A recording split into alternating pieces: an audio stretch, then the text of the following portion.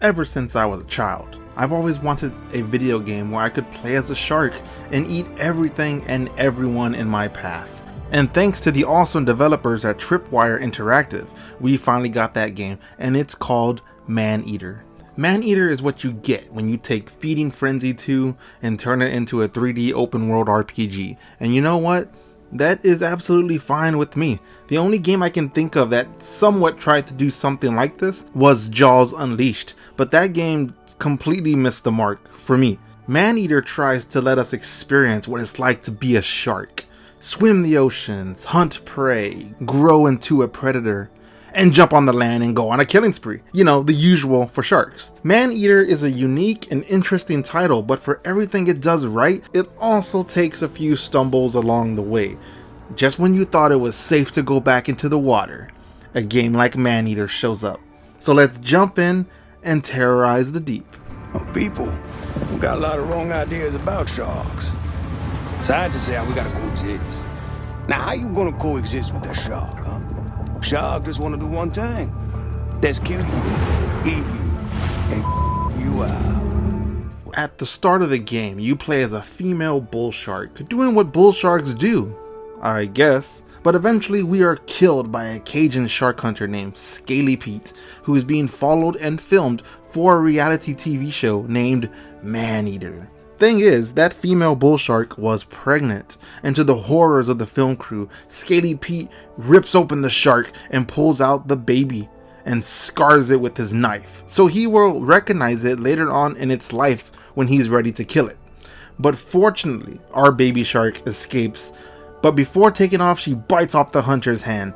Now our little baby shark is alone and must hunt, eat, and grow to survive long enough to get revenge on its mother's killer. Personally, I like how the story is set up. It's nothing too fancy or serious. It's basic enough to give us something to go off of. And it's better than just saying, you're a shark, go eat because you're a shark. It's a nice little revenge story that I can get behind.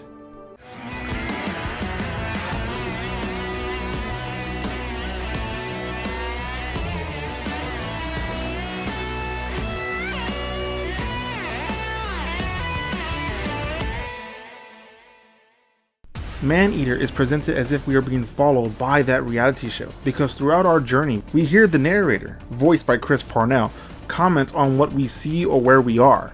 The overhunting of Fawtick's keystone predators has led to a superabundance of catfish, which is just fine by local bully Rosie the Alligator. Some may know him from Archer, but I know him as Jerry from Rick and Morty. He spouts out made-up facts about the locations we discover and about our shark and the other sea creatures. Fortunately, for the most part, we don't hear the same lines multiple times, which keeps each fact interesting and humorous.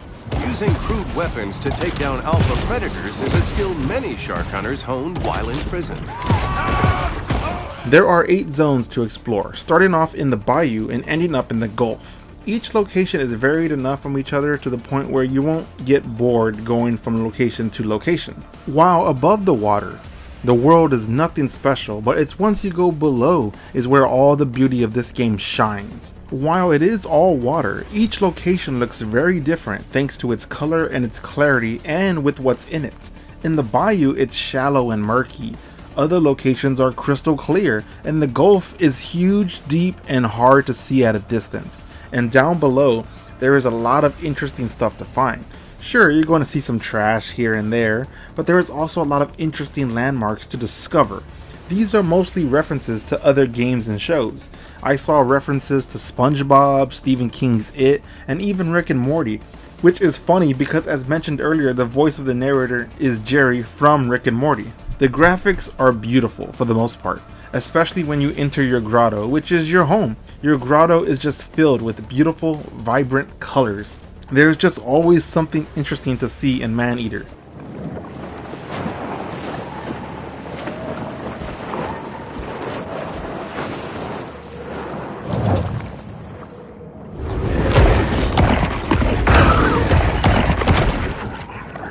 The sound department is no slouch either. While I don't remember the tracks all that much, except for the rocking track that starts to play when you use one of your special abilities, what I'm talking about is the sound of the other creatures. you can hear the growling of alligators, and when you enter the Gulf, you can hear the cries of whales in the distance, which leave me in awe and in fear.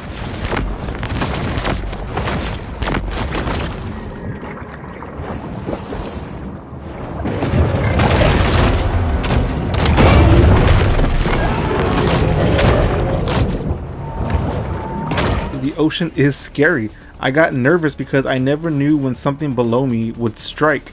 Sure, I may be a bull shark, but there are always plenty of bigger creatures that you will run into on your journey.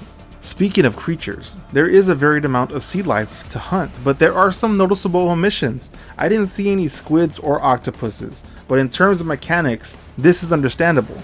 I did see some jellyfish, but they were always behind unbreakable grates, so I'm not sure why they're there if you can't interact with them. But I think the biggest omission is dolphins. They seem like a perfect fit for the game, and it would have made for an easy Echo the Dolphins reference. For the most part, the game is beautiful down below, but the physics of the water could be better. Compared to ocean waves we've seen from games like Assassin's Creed or Sea of Thieves, the physics leave a lot to be desired. But to be fair, this is a smaller team, and you're going to spend most of your time below rather than above, so it's good for what it is. As twilight falls, Pete is in an uncharacteristically quiet mood.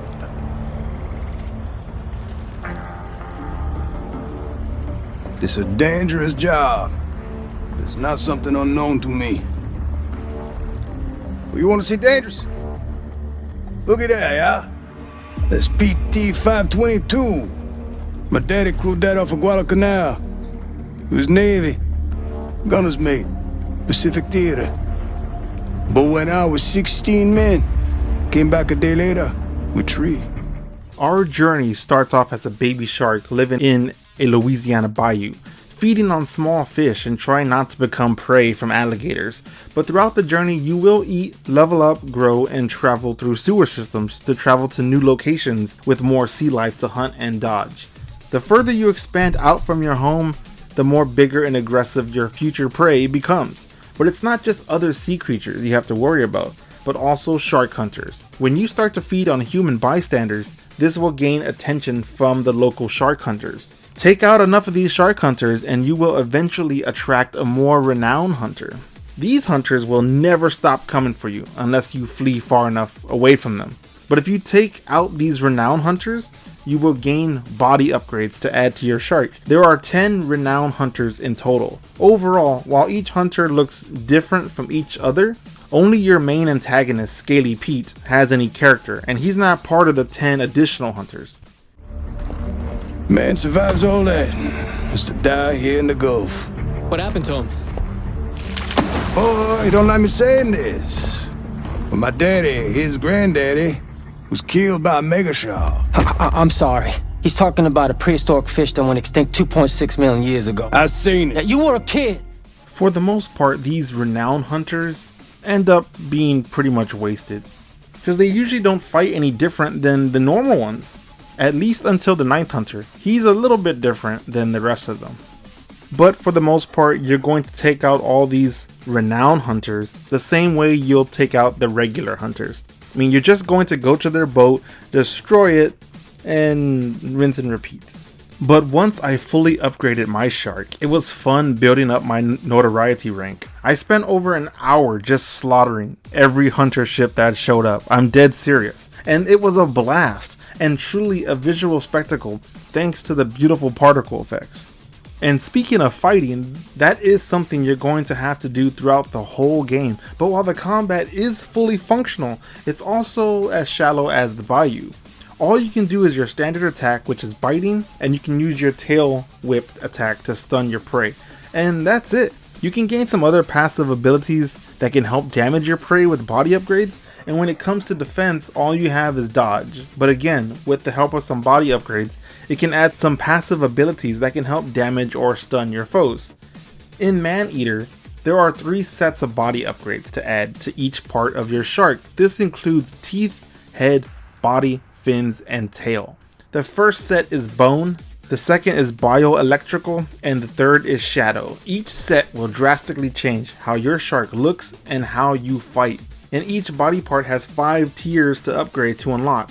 Each one has their own set of stats that will increase as upgraded. Each set can be mix and match, but I prefer to wear a whole complete set. I maxed out my bioelectrical set. This turned my shark into an awesome killing machine. When I would dodge, my shark would literally turn into lightning and teleport ahead. It's really awesome, and I'm sure the other sets have little traits like that as well. And if my lightning from the dodge would hit my prey, it has a chance to stun and damage them as well. But along with the body upgrades, there are also organ upgrades. There are 11 in total, and each has 5 tiers as well. These can range from extending your sonar, or increasing how much health you get from eating, or being able to stay on land longer. You can have only 3 of these organs active at a time, so choose wisely. And you're going to need these upgrades because besides the normal prey in the water that you're going to hunt, there are also apex predators roaming these waters. These are bigger, badder versions of the creatures you fight. There are 7 in total, and they range from barracudas, great whites, orcas, and one more special one that I don't want to ruin for you. These apex predators can be really tough. The toughest one I fought was the orca. He flipped me out of the water multiple times. It was crazy. But I must admit, while most of the early apex predators are tough, some of the later ones are a bit of a pushover, simply because by the time you meet them, you should be pretty well upgraded by then. So that was a bit disappointing. Speaking of disappointing, the AI for the sea creatures and humans aren't well done at all. You will never see any sea creatures fighting each other. Seals or other small fish won't swim away from you even though you're killing tons of their kind. The humans won't start to run away when you're on the beach slaughtering everyone in sight. They just stand there screaming, waiting to be eaten. Even the so-called shark hunters won't ever attack any other shark that is nearby. Everything in this world is only interested in you, which is a shame because that kind of ruins the immersion that the game is trying to set. Another disappointing fact is that the quests are quite repetitive. Most of the time, quests consist of kill X amount of humans or X amount of turtles or seals. Some of these quests are done back to back. Now, personally, I never got bored because I love killing everything, but some diversity in quests would be nice. As you can tell from the abilities like the upgrades, ManEater doesn't take itself too seriously. It's a pretty silly game. At first it feels kind of realistic, but it starts to feel really out there, which I don't mind. I actually would like more of that. Too bad there aren't more sets that offer abilities like turning yourself into a mini tornado, or spew fire from your mouth, or even shoot out lasers from your eyes. Adding new abilities and attacks could really freshen up combat, and too bad there are no mystical creatures to fight, like the Kraken, or a Megalodon, or the Colossal Squid. The crazier the better. Well, maybe everything will be expanded with a sequel. If there is one, which I hope there is. The base game is awesome and fun, but it could be expanded to something truly epic.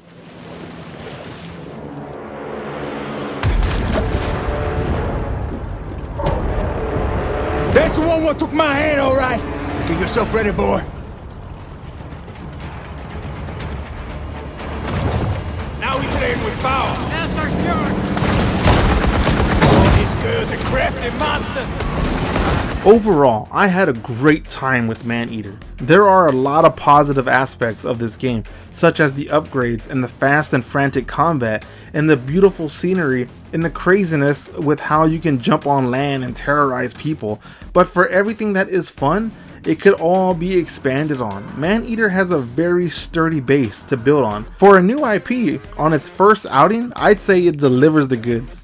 ManEater is not perfect by any means, but it has enough here to offer you at least a full playthrough. Now, of course, once fully completed, there may not be any other reason to do it all over again, unless you just want to experience it for a second time. I doubt ManEater is going to receive DLC, but at this point, it would be awesome if they did. But at the end of the day, if you can get past its shortcomings and its repetitiveness, there is a truly fun game to be played here. So for me, ManEater is very easy to recommend a playthrough. I had a blast when I binge played the main quest line. It took me about 15 hours, but if I were to go back and try to fully complete everything, I could see it taking at least 20 or more hours in total. Not bad for a $40 game. If you played ManEater, let me know what you thought of it down in the comments. I'm curious to see other gamers' opinions. If you enjoyed the video, please leave a like, and if you want to see more content, you can always subscribe. Just make sure to click the bell icon so that way you are notified when I ever have a new video up. And if you want to chat or just know what I'm up to or what's on my mind, you can follow me on Twitter. Link will be down in the description. So until next time, I'm Samuel. This is Just Gaming for Fun. Stay safe out there, and as always, keep on gaming, gamers. Scaly Pete remains resolute. Where's she at? I don't know. Big enough to toss him now, ain't you?